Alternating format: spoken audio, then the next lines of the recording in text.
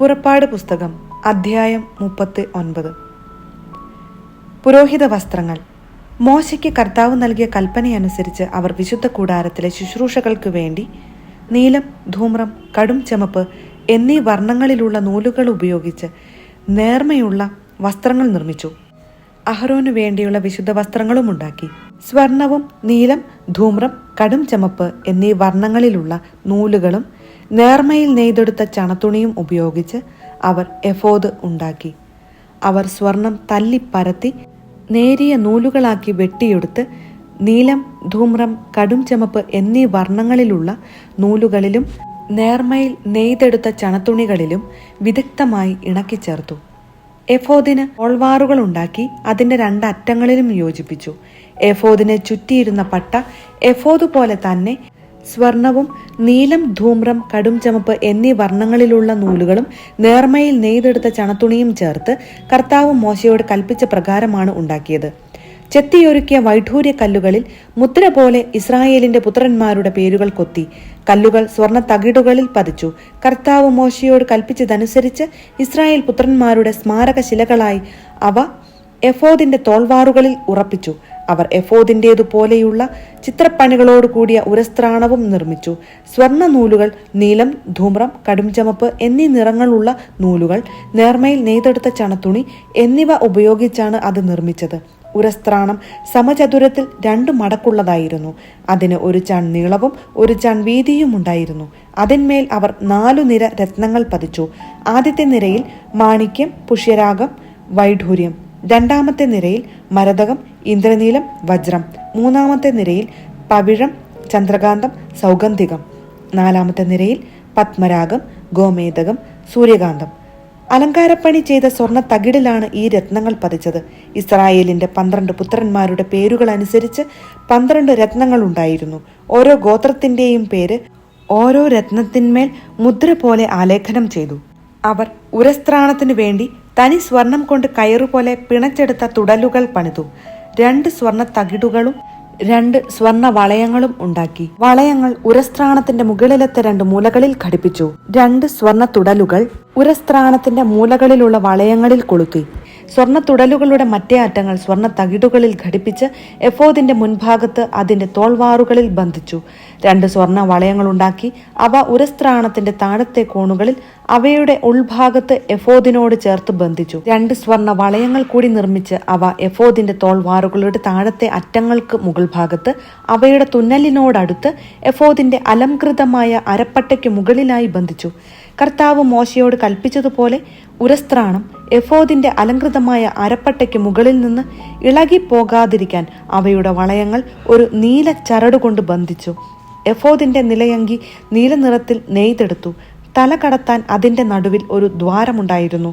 ധരിക്കുമ്പോൾ കീറിപ്പോകാതിരിക്കാൻ ഉടുപ്പുകൾക്ക് ചെയ്യാറുള്ളതുപോലെ ദ്വാരത്തിന് ചുറ്റും ഒരു നാട തുന്നിച്ചേർത്തു. നിലയങ്കിയുടെ വിളുമ്പിന് ചുറ്റും നീലം, ധൂമ്രം, കടും ചുമപ്പ് എന്നീ വർണ്ണങ്ങളുള്ള പിരിച്ച ചണനൂലുകൊണ്ട് മാതള നാരങ്ങകൾ തുന്നിച്ചേർത്തു. അവർ തനി സ്വർണം കൊണ്ട് മണികൾ ഉണ്ടാക്കി. നിലയങ്കിയുടെ വിളുമ്പിന് ചുറ്റും മാതള നാരങ്ങകളുടെ ഇടയിൽ ബന്ധിച്ചു. കർത്താവ് മോശയോട് കൽപ്പിച്ചതുപോലെ ശുശ്രൂഷയ്ക്കുള്ള നിലയങ്കിയുടെ വിളുമ്പിന് ചുറ്റും ഒന്നിടവിട്ട് മണികളും മാതള നാരങ്ങകളും ഉണ്ടായിരുന്നു. അവർ അഹ്റോനും അവന്റെ പുത്രന്മാർക്കും വേണ്ടി നേർത്ത ചണം കൊണ്ട് അങ്കികൾ നെയ്തു. നേരിയ ചണം കൊണ്ട് തലപ്പാവും തൊപ്പികളും നേരിയ ചണച്ചരടുകൊണ്ട് കാൽച്ചട്ടയും ഉണ്ടാക്കി. കർത്താവ് മോശയോട് കൽപ്പിച്ചതുപോലെ അവർ നേർത്ത ചണത്തുണിയും നീലം, ധൂമ്രം, കടും ചുമപ്പ് എന്നീ വർണ്ണങ്ങളുള്ള നൂലുകളും ഉപയോഗിച്ച് ചിത്രത്തയ്യലിൽ അരപ്പട്ടയുണ്ടാക്കി. വിശുദ്ധ കിരീടത്തിന്റെ തകിട് അവർ തനി സ്വർണം കൊണ്ട് നിർമ്മിച്ച് അതിന്മേൽ ഒരു മുദ്രയെന്ന പോലെ കർത്താവിന് സമർപ്പിതൻ എന്ന് കൊത്തിവച്ചു. കർത്താവ് മോശയോട് കൽപ്പിച്ചതുപോലെ തലപ്പാവിന്റെ മുൻവശത്ത് ബന്ധിക്കാൻ തകിടിന്മേൽ ഒരു നീല ചരട് പിടിപ്പിച്ചു. ഇങ്ങനെ സമാഗമ കൂടാരത്തിന്റെ പണികളെല്ലാം അവസാനിച്ചു. കർത്താവ് മോശയോട് കൽപ്പിച്ചതനുസരിച്ച് ഇസ്രായേൽ ജനം എല്ലാ കാര്യങ്ങളും ചെയ്തു. അവർ കൂടാരം അതിന്റെ എല്ലാ ഉപകരണങ്ങളോടും കൂടി മോശയുടെ അടുക്കൽ കൊണ്ടുവന്നു.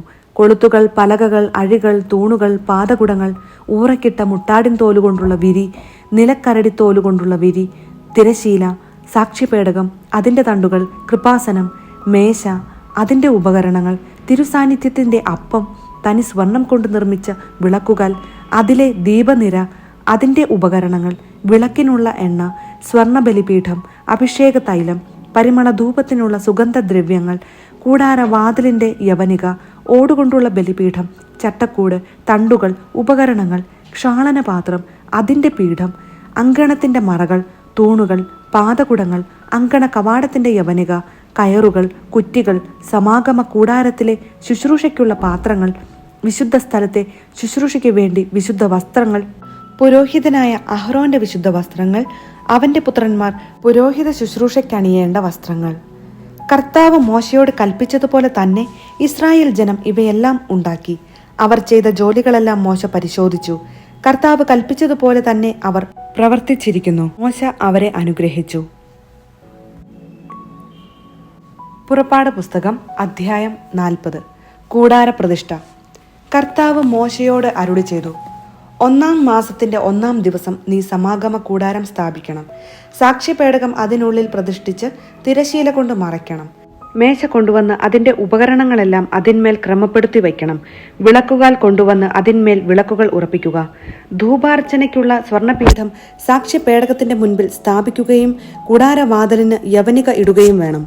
സമാഗമ കൂടാരത്തിന്റെ വാതിലിന് മുൻപിൽ നീ ദഹന ബലിപീഠം സ്ഥാപിക്കണം. സമാഗമ കൂടാരത്തിന്റെയും ബലിപീഠത്തിന്റെയും മധ്യേ ക്ഷാളനപാത്രം വച്ച് അതിൽ വെള്ളമൊഴിക്കുക. ചുറ്റും അങ്കണമൊരുക്കി അങ്കണ കവാടത്തിൽ യവനിക തൂക്കിയിടണം. അതിനുശേഷം അഭിഷേക തൈലം എടുത്ത് കൂടാരവും അതിലുള്ള സകലതും അഭിഷേചിക്കുക. അങ്ങനെ കൂടാരവും അതിലെ ഉപകരണങ്ങളും ശുദ്ധീകരിക്കുക. അവ വിശുദ്ധമാകും. ദഹന ബലിപീഠവും അതിലെ ഉപകരണങ്ങളും അഭിഷേചിച്ച് ശുദ്ധീകരിക്കുക. ബലിപീഠം അതിവിശുദ്ധമാകും. ക്ഷാളനപാത്രവും അതിൻ്റെ പീഠവും അഭിഷേചിച്ച് ശുദ്ധീകരിക്കണം. അനന്തരം അഹറോനെയും അവൻ്റെ പുത്രന്മാരെയും സമാഗമ കൂടാരത്തിന്റെ വാതിൽക്കൽ കൊണ്ടുവന്ന് വെള്ളം കൊണ്ട് കഴുകണം. അഹറോനെ നീ വിശുദ്ധ വസ്ത്രങ്ങൾ അണിയിക്കുകയും അഭിഷേചിച്ച് ശുദ്ധീകരിക്കുകയും വേണം. അങ്ങനെ അവൻ പുരോഹിത പദവിയിൽ എന്നെ ശുശ്രൂഷിക്കട്ടെ. അവന്റെ പുത്രന്മാരെ കൊണ്ടുവന്ന് അങ്കികൾ അണിയിക്കണം. അവരുടെ പിതാവിനെ അഭിഷേചിച്ചതുപോലെ അവരെയും അഭിഷേകം ചെയ്യണം. പുരോഹിതരെന്ന നിലയിൽ അവർ എനിക്ക് ശുശ്രൂഷ ചെയ്യട്ടെ. അവരുടെ ഈ അഭിഷേകം അവരെ തലമുറകളിലൂടെ നിലനിൽക്കുന്ന നിത്യ പൗരോഹിത്യത്തിൽ ഭാഗഭാക്കുകളാകും. മോശ അപ്രകാരം പ്രവർത്തിച്ചു. കർത്താവ് തന്നോട് കൽപ്പിച്ചതെല്ലാം അവൻ അനുഷ്ഠിച്ചു. 2-ാം വർഷം 1-ാം മാസം 1-ാം ദിവസം കൂടാരം സ്ഥാപിക്കപ്പെട്ടു. മോശ കൂടാരമുയർത്തി അതിൻ്റെ പാദകുടങ്ങൾ ഉറപ്പിച്ചു, പലകകൾ പിടിപ്പിച്ചു, അഴികൾ നിരത്തി, തൂണുകൾ നാട്ടി. കർത്താവ് കൽപ്പിച്ചതുപോലെ മോശ കൂടാരത്തിന്റെ വിധാനം ഒരുക്കി, വിരികൾ നിരത്തി. അവൻ ഉടമ്പടി പത്രികയെടുത്ത് പേടകത്തിൽ വച്ചു. തണ്ടുകൾ പേടകത്തോട് ഘടിപ്പിച്ചു. പേടകത്തിനു മീതെ കൃപാസനം സ്ഥാപിക്കുകയും ചെയ്തു. കർത്താവ് കൽപ്പിച്ചതുപോലെ മോശ സാക്ഷ്യപേടകം കൂടാരത്തിനുള്ളിലേക്ക് കൊണ്ടുവന്നു. അത് തിരശീല കൊണ്ട് മറച്ചു. അവൻ സമാഗമ കൂടാരത്തിൽ ശ്രീകോവിലിന്റെ വടക്കുവശത്തായി യവനികയ്ക്കു വെളിയിൽ മേശ സ്ഥാപിച്ചു. അതിന്മേൽ കർത്താവ് കൽപ്പിച്ചതുപോലെ അവിടുത്തെ മുൻപിൽ ക്രമപ്രകാരം അപ്പവും വച്ചു. സമാഗമ കൂടാരത്തിൽ മേശയ്ക്കെതിരായി ശ്രീകോവിലിന്റെ തെക്കുവശത്ത് വിളക്കുകൾ സ്ഥാപിച്ചു. കർത്താവ് കൽപ്പിച്ചതുപോലെ മോശ കർത്താവിന്റെ മുൻപിൽ വിളക്കുകൾ വച്ചു. സമാഗമ കൂടാരത്തിൽ തിരശീലയുടെ മുൻപിൽ ധൂപാർച്ചനയ്ക്കുള്ള സ്വർണ്ണപീഠം സ്ഥാപിച്ചു. കർത്താവ് കൽപ്പിച്ചതുപോലെ മോശ അതിന്മേൽ പരിമള ദ്രവ്യങ്ങൾ പുകച്ചു. കൂടാരത്തിന്റെ വാതിൽക്കൽ തിരശീല തൂക്കിയിട്ടു.